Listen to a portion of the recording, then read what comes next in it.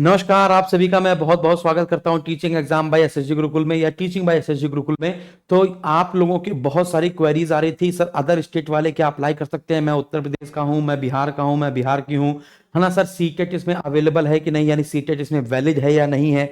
Sir इसमें कौन कौन फॉर्म भर सकता है? सर मैं अपियरिंग में स्टूडेंट हूं, क्या मैं ये फॉर्म भर सकता हूं, है ना।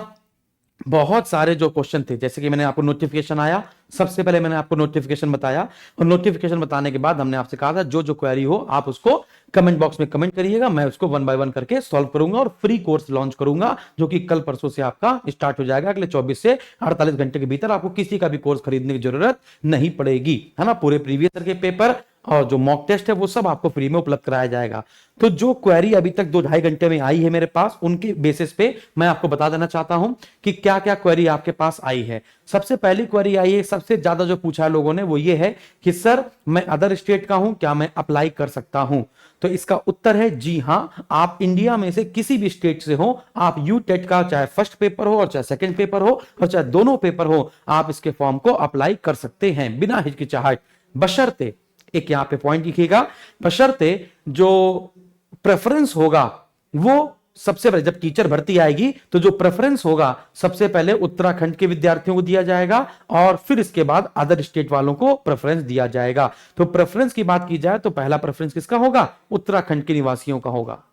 दूसरा, कुछ महिलाओं ने कमेंट किया था या क्वेरी पूछी थी, सर मेरी शादी उत्तराखंड में हुई है, मैं रहती यूपी से थी या फिर बिहार से या फिर अन्य स्टेट से, लेकिन मैंने जो विवाह हुआ है वो उत्तराखंड में हुआ है, तो क्या मैं इसको अप्लाई कर सकती हूँ? जी हाँ मैम, आप इसको अप्लाई कर सकती हैं। बस अपना एक निवास प्रमाण पत्र बना लीजिएगा, है ना, और आप वहीं से उत्तराखंड की निवासी होकर, है ना, वहां से फॉर्म अप्लाई कर सकती हैं, आपको प्रेफरेंस मिलेगा।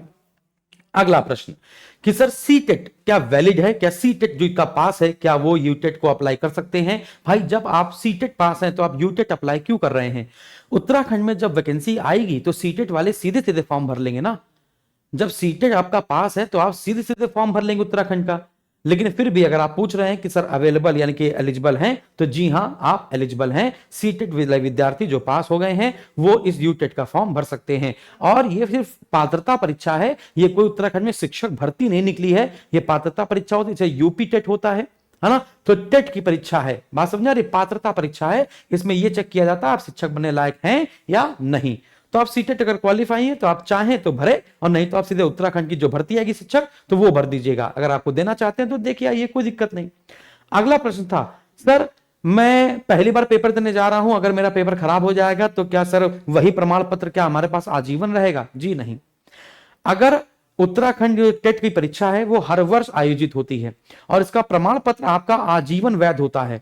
लेकिन जितनी बार परीक्षा आयोजित होती है हर वर्ष, आप चाहें तो प्रत्येक वर्ष परीक्षा दे सकते हैं जब तक आपको अच्छे नंबर नहीं मिल जाते, है ना। जब तक आपको अच्छे नंबर नहीं मिल जाते, लगभग 90 से ऊपर नंबर आपको लाने होते हैं, तो 90 से ऊपर नंबर लाइए, फिर बहुत अच्छे नंबर लेकर आइए, है ना। और जो आपके सबसे अच्छे नंबर हो वही सर्टिफिकेट आप जब भर्ती परीक्षा है तो लगा दीजिएगा। ठीक है, तो सारे डाउट दूर हुए। अब बात करते हैं, सर इस डाउट के बारे में बता दीजिए कि सर ये वाला क्या होने वाला है, इस डाउट के बारे में बता दीजिए। सर ये जो यूटेट का जो परीक्षा 1 है इसके लिए क्या क्या चाहिए और यूटेट का जो 2 है इसके लिए क्या क्या चाहिए, है ना। अब सबके दिमाग में आ रहा होगा। अब देखिएगा बच्चों, यहां पर एक बात समझने की कोशिश कीजिएगा। यहां पर एक सेकेंड बस मैं इसको देखूं थोड़ा सा और साफ दिख जाए। हाँ, आगे बढ़ते हैं।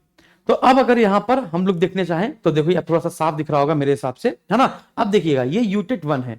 अगर यूटेट 1 की बात की जाए तो यहां पे 6 मानक दंड हैं, 6 में से आप कोई भी एक पूरा कर लेते हैं, एक पूरा कर लेते हैं तो आप ये फॉर्म भर सकते हैं। जैसे अगर हम लोग यहां पर बात करें, आपने इंटर में जो यूटेट 1 होगा जो कक्षा 1 से लेकर कक्षा 5 तक का होगा, अगर उसमें आपने सिर्फ क्या किया हो, कक्षा 1 से लेकर कक्षा 5 तक में अगर आपने सिर्फ इंटर पास किया है तो आप ये फॉर्म भर सकते हैं। लेकिन इंटर प्लस क्या क्या चाहिए इसको समझते हैं।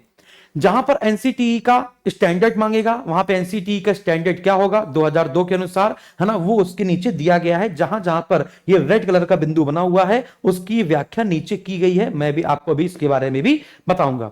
सबसे पहले समझिएगा कि अगर आपने इंटर में आपके 50% हैं और आपने क्या कर रहे हैं, आप बीटीसी या डीएलएड कर रहे हैं, बीटीसी या डीएलएड कर रहे हैं, यानी अपीयर कर रहे हैं, फाइनल ईयर में हैं या प्रवेश ले चुके हैं, तो जो भी है आप अप्लाई कर सकते हैं। यहां पे साफ साफ लिखा है, अगर इंटर में आपके 50% हैं और आप बीटीसी या डीएलएड में ट्रेनिंग कर रहे हैं या फिर यानी डीएलएड कर रहे हैं, या फिर आप बीटीसी या डीएलएड में एडमिशन ले चुके हैं और या फिर आपका बीटीसी या डीएलएड पास हो, तो आप अप्लाई कर सकते हो। यानी कि आप एडमिशन ले चुके हो या फिर आप पास हो चुके हो या फिर आपका चल रहा हो, फाइनल ईयर में हो, फर्स्ट ईयर में हो, आप इसमें अप्लाई कर सकते हैं। साफ साफ लिखा है, प्रशिक्षण प्राप्त कर रहे हो अथवा प्रशिक्षण में प्रवेश ले चुके हो, एंट्री ले चुके हो अथवा उत्तीर्ण। समझ में आ गया?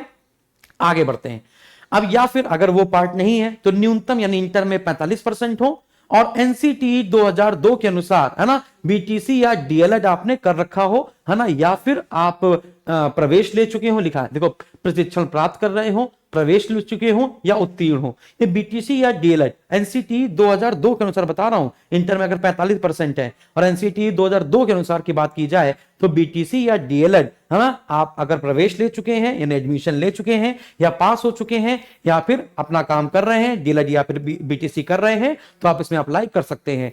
अब एनसीटी के जो कोड दिए हुए हैं, एनसीटी का जो स्टैंडर्ड दिया हुआ है वो रेगुलेशन के साथ इंटर वालों के लिए और, है ना, स्नातक वालों के लिए यहां पर दे रखा है ना, ये इंटर वालों के लिए दे रखा है ना, जो जिन्होंने डीएलएड, है ना, या फिर डीएलएड डीएड या डीएलएड ये किया हुआ है, या फिर जिन्होंने बीएलएड किया हुआ है, इंटर पास वालों के लिए, या फिर जिन्होंने मास्टर डिग्री कर रखी है, बीएड कर रखा है ना, या फिर सिर्फ स्नातक कर रखा है या फिर स्नातकोत्तर कर रखा है, तो उसके लिए जो एनसीटीई का जो पैमाना है वो यहाँ पे स्टैंडर्ड दे रखा है। ठीक है ना, तो टेंशन नहीं लेना है।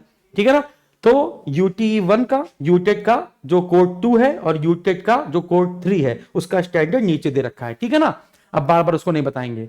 अब आगे बढ़ते हैं, है ना, अभी यूटेट 1 की बात कर रहे हैं। आपने इंटर में 50% अंक प्राप्त किए हो प्लस आपने बीएलएड, आपने क्या बच्चों, बीएलएड में एडमिशन ले चुके हो या फिर आप एडमिशन या फिर उत्तीर्ण हो चुके हो और या फिर आप बीएलएड कर रहे हो, तो आप अप्लाई कर सकते हैं।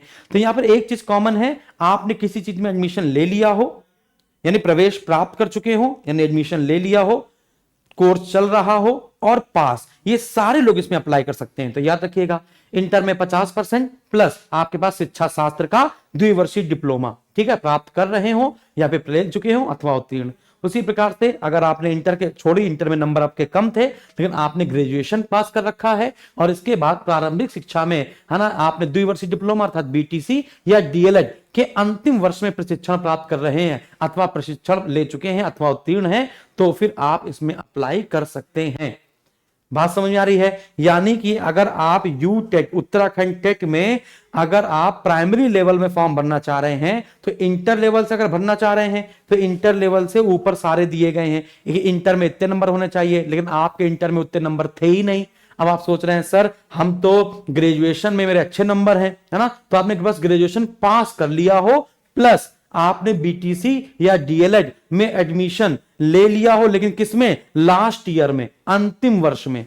बीएड और बीटीसी और डीएलएड में एडमिशन ले लिया वाला बात नहीं है, उसका लास्ट ईयर में यानी कि फाइनल ईयर वाले, है ना, अप्लाई कर सकते हैं। फाइनल ईयर वाले जो फाइनल ईयर में पहुंच चुके हैं या फिर पास हो चुके हैं। समझ में आ रही? देखो लिखा हुआ है अंतिम वर्ष में प्रशिक्षण, और ऊपर क्या था इंटर वाले में कि अगर आपने प्रवेश लिया है, एडमिशन ले लिया है तो भी आप कर सकते हैं। अच्छे समझ में आ रहा होगा। शिक्षा मित्र वालों के लिए कहा गया आपने इग्नू से 2 वर्ष का डीएलएड किया हो यानी कि पास किया हो। यहां पर कहीं नहीं कहा गया है कि जो अपियरिंग वाले, जो शिक्षा मित्र वाले अपियरिंग वाले नहीं कर सकते, आपने डीएलएड पास। तो जहां पर लिखा हो प्रवेश ले चुके हो, जहां पर लिखा हो उत्तीर्ण या फिर ट्रेनिंग कर रहे हो या फिर एडमिशन अपना जो बीएड या डीएलएड बीटीसी कर रहे हो, ठीक है ना, जहां पे ये 3 पॉइंट लिखे हैं वो तो भर ही सकते हैं इंटर पास होने के बाद। अब आगे बढ़ते हैं, याद रखना बच्चों। अब आते हैं यूटेट के पार्ट 2 में। मुझे लगता है मैं आपको समझा पा रहा हूं, है ना, अगर दिक्कत हो तो आप जरूर बताइएगा। अब बात करते हैं यूटेट के दूसरे वाले पार्ट में। दूसरा वाला पार्ट क्या है ना, इसमें स्नातक पास मांगते हैं, इसमें इंटर पास नहीं मांगते हैं। कक्षा 6 से कक्षा 8 में स्नातक पास मांगते हैं। पहला, आपने ग्रेजुएशन पास कर लिया हो, ठीक है, पहले में आपने ग्रेजुएशन पास कर लिया हो प्लस आपने बीटीसी या डीएलएड में प्रशिक्षण प्राप्त कर रहे हो अथवा प्रशिक्षण में प्रवेश ले चुके हो अथवा उत्तीर्ण, यानी आपने ग्रेजुएशन पास कर लिया है प्लस आपने बीटीसी या डीएलएड में प्रवेश ले लिया है, या फिर आपका दूसरा साल चल रहा है या फिर आप पास हो चुके हैं, तो आप अप्लाई कर सकते हैं यूटेट 2 वाले पार्ट में। दूसरा, या फिर आपने ग्रेजुएशन में 50% पास कर लिए हैं प्लस शिक्षा शास्त्र में यानी कि बीएड आपने कर लिया है या फिर एलटी या फिर शिक्षा शास्त्री में प्रशिक्षण कर रहे हैं या प्रवेश ले चुके हैं अथवा उत्तीर्ण। ग्रेजुएशन में 45% है, प्लस आपने क्या कर रखा है, बीएड एलटी या शिक्षा शास्त्र में, है ना, आपने क्या प्रवेश ले चुके हो या उत्तीर्ण हो या फिर आपने प्रशिक्षण प्राप्त कर रहे हो। लेकिन इसमें एनसीटीई पैमाना, है ना, 2002 लगेगा, जिसका कोड नीचे दिया गया है कि इसमें कितना परसेंटेज मांगा जा रहा है। फिर इसके बाद न्यूनतम 50% अंकों के साथ, है ना, उच्चतर माध्यमिक या इसके समकक्ष, है ना, और प्लस 4 वर्षीय, है ना, उच्चतर माध्यमिक और इसके प्लस 4 वर्ष, यानी 4 वर्ष का जो बीएलएड होता है ना, बीएलएड आप कर रहे हो या फिर आपने बीएलएड में एडमिशन ले लिया हो अथवा उत्तीर्ण हो। तो याद रखिएगा यहां पर यूटेट 2 पार्ट में एक जगह मांगा गया है उच्चतर माध्यमिक, याद रखिएगा यहां पे स्नातक नहीं मांगा गया है। यानी यहां पर भी आप देख पाते हैं, यहां पर भी आपका क्या मांगा जाता है, यहां पर भी आपका मांगा जाता है, इधर आ जाओ, देखो उच्चतर माध्यमिक। यानी कि आप यूटेट 2 का भी, यूटेट 2 का फॉर्म तब भी डाल सकते हैं जब आप क्या हो, इंटर पास हो। तो यहां पर लिखा है इंटर, कहां लिखा भैया, एक सेकंड बच्चों, हाँ inter pass, inter plus plus 4 वर्ष का जो बीएलएड होता है उसमें अगर आपने प्रवेश ले लिया हो या फिर उत्तीर्ण हो या फिर कर रहे हो तो आप भर सकते हैं यूटेट 2 का। फिर इसके बाद स्नातक में 50% हो और आपने क्या कर रखा हो, बीए 4 वर्ष का, बीए बीएससी एड, है ना, बीए एड बीएससी एड में प्रशिक्षण प्राप्त कर रहे हो, ले चुके हो अथवा उत्तीर्ण, तो भी आप क्वालिफाई हैं, नहीं कर सकते हैं फॉर्म अप्लाई। ग्रेजुएशन में 50% अंकों के साथ स्नातक प्लस बीएड में प्रशिक्षण प्राप्त कर रहे हो या प्रशिक्षण में ले चुके हो या उत्तीर्ण, यानी कि आपके ग्रेजुएशन में 50% है प्लस आपका जो बीएड है ना, उसमें आपने प्रवेश ले लिया है तो भी आप यूटेट अप्लाई कर सकते हैं। तो बीएड वाले इसमें अप्लाई कर सकते हैं यूटेट 2 में, ग्रेजुएशन के साथ बीएड विशेष शिक्षा है, यहाँ पे बीएड यानी विशेष शिक्षा, बैचलर ऑफ एजुकेशन। हाँ आगे फिर लास्ट है क्या, आपके ग्रेजुएशन में 50% या फिर स्नातकोत्तर यानी कि पोस्ट ग्रेजुएशन तथा बीएड में प्रशिक्षण प्राप्त कर रहे हो। आप क्या हो, 50% आपके स्नातक में हो या फिर आपके पीजी में हो, प्लस बीएड में आप ट्रेनिंग कर रहे हो या फिर बीएड आप कर रहे हो अथवा बीएड में एडमिशन ले चुके हो या फिर बीएड आपका पास हो। लेकिन ये उस अवधि में लागू नहीं होगा, 29 जुलाई 2011 से पहले का जो समतुल्य होगा, उसके पहले का जो पार्ट होगा वो इसमें लागू नहीं होगा। 29 जुलाई 2011 के बाद आपने किया होगा तभी इसमें लागू होगा। तो फाइनली इतनी बात थी जो मैं आपको, मुझे लगता है कि मैं आपको समझा पाया।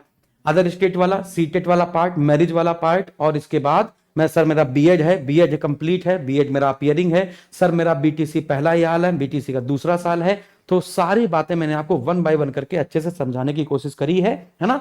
तो यहाँ पे कह रहा है आपने बीएड में या फिर आपने जो डीएलएड है या फिर जो बीटीसी है उसमें प्रवेश ले लिया हो या फिर आप पास कर चुके हो या फिर आपकी तैयारी फाइनल ईयर चल रहा है या फर्स्ट ईयर चल रहा है, इन सब मामलों में आप ये फॉर्म अप्लाई कर सकते हैं।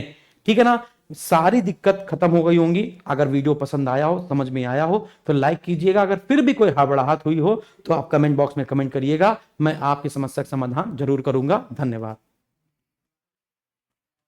और हाँ, संपूर्ण पूरे कोर्स की तैयारी फ्री में यहीं पर कराई जाएगी, यहीं पर रहना है, ठीक है ना।